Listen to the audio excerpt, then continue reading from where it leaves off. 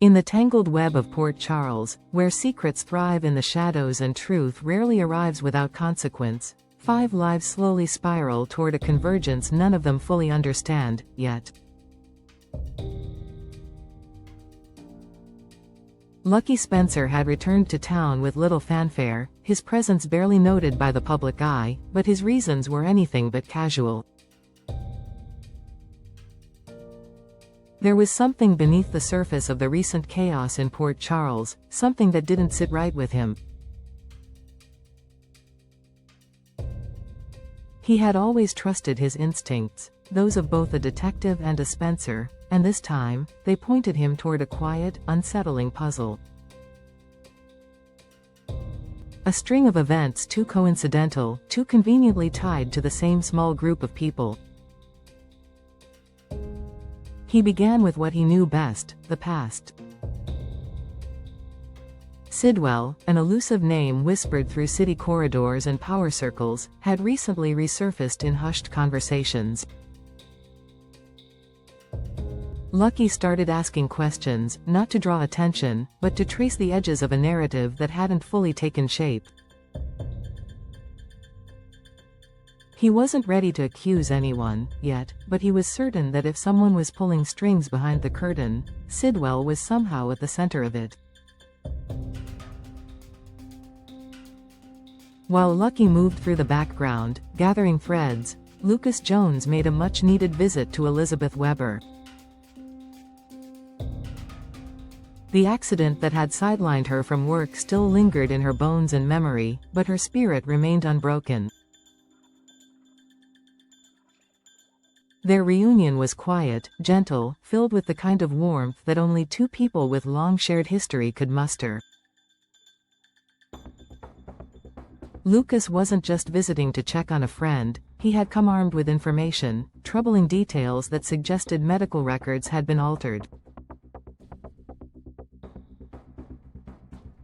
Lab results, perhaps tampered with, had started a trail that led back to Portia Robinson. The implications were vast and dangerous.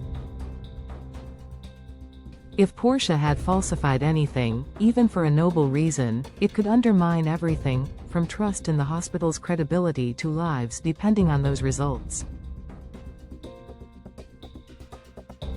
Elizabeth, ever the cautious but courageous soul, agreed to help him dig further. They would need to tread carefully. If someone was orchestrating a cover-up, they were smart, and they were probably watching. Meanwhile, Rick Lansing had problems of his own. Ever since being drawn back into the legal world of Port Charles, he had tried to keep his distance from the drama that usually followed his family name. But staying clean was proving more complicated than expected. An unnamed source, one who remained elusive, extended Rick an offer. Legal consulting, they claimed, but the undertone was unmistakably sinister. The work involved wasn't spelled out, but the compensation was unusually high, and the client refused to go through official channels. Rick smelled corruption immediately. Part of him wanted to walk away.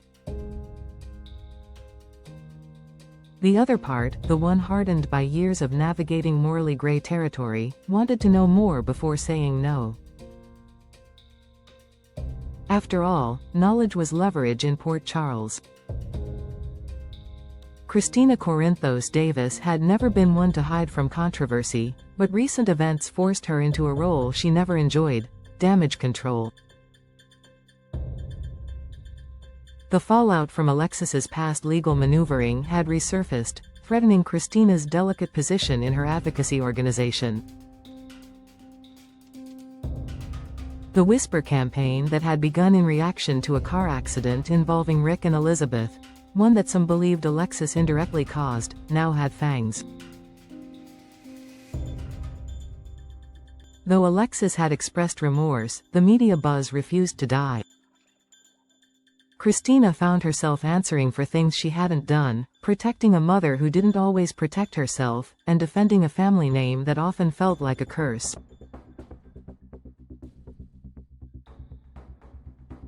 In private moments, Christina wondered whether she was doing the right thing at all. Still, she cleaned up the messes, smoothed over tensions with donors, and worked to stabilize her reputation. She wasn't just surviving, she was fighting for relevance on her own terms, even if that meant putting out fires she didn't start. In a quiet corner of town, Giovanni, Gio, Palmieri found himself pacing the Corinthos compound. The walls were lined with the echoes of decisions made long before his time, of legacies built in blood and betrayal. Sonny Corinthos had seen it all and had somehow endured. Gio, however, wasn't sure he was built for the life he'd inherited. He had long suspected the truth about his parentage, the carefully curated half-truths that surrounded his childhood. But after Rocco's incident, one that had triggered Dante's cold disappointment, Gio felt lost, unmoored. In a rare moment of vulnerability, he confided in Sonny. The mob boss listened, not with judgment, but with the grim understanding of a man who had buried his own doubts 1,000 times over. Gio spoke not of vengeance or confusion, but of shame. Shame for not living up to Dante's expectations, for not knowing where he truly belonged. Sonny didn't give him advice, he gave him space. Sometimes, space was more valuable than answers. And in that silence, Gio realized something important. He had to find his truth, not the one given to him, not the one denied him, but the one he could claim for himself. In Port Charles, no story is ever isolated. The lives of Lucky, Lucas, Rick, Christina, and Gio may seem like threads pulled in different directions, but slowly, they begin to weave a larger pattern, one of hidden agendas, buried regrets, and revelations waiting to explode. The city breathes with secrets, and these 5 are about to learn just how dangerous the truth can be.